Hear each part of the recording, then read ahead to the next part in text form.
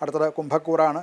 എക്വാരിസ് എന്നാണ് ഇതിനെ വിളിക്കുക. അവിട്ടത്തിൻ്റെ അവസാനത്തെ 2 പാദം. ചതയം, പൂരുരുട്ടാതി, മുക്കാല്. പൂരുരുട്ടാതി 1, 2, 3 പാദങ്ങൾ ചേർന്നതാണ് കുംഭക്കൂറ്.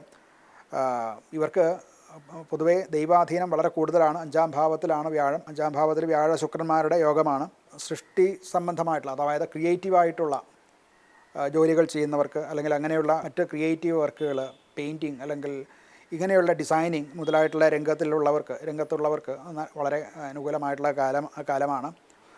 ബുദ്ധിശക്തിയും സൃഷ്ടി പരമായിട്ടുള്ള കാര്യങ്ങളും ഒക്കെ ഒരു ഉയർച്ചയിലേക്ക് വരുന്നതായിട്ട് കാണാവുന്നതാണ്.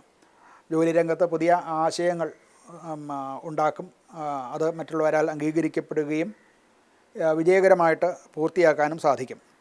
ധനയോഗവും ഉണ്ട്. ധനലാഭയോഗം ഇവർക്ക് ഉള്ളതായിട്ട് കാണാം. അതുകൊണ്ട് ചെയ്യുന്ന പ്രവൃത്തിയിൽ നിന്ന് ലാഭം തന്നെ പ്രതീക്ഷിക്കാവുന്നതാണ്.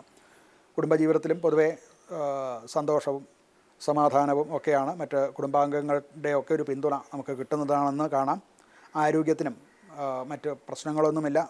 സാമാന്യേന എല്ലാ ശുഭമായിട്ട് തന്നെ ഉള്ള ഒരു ആഴ്ചയാണ് ഈ വരാൻ പോകുന്ന ഒരാഴ്ച.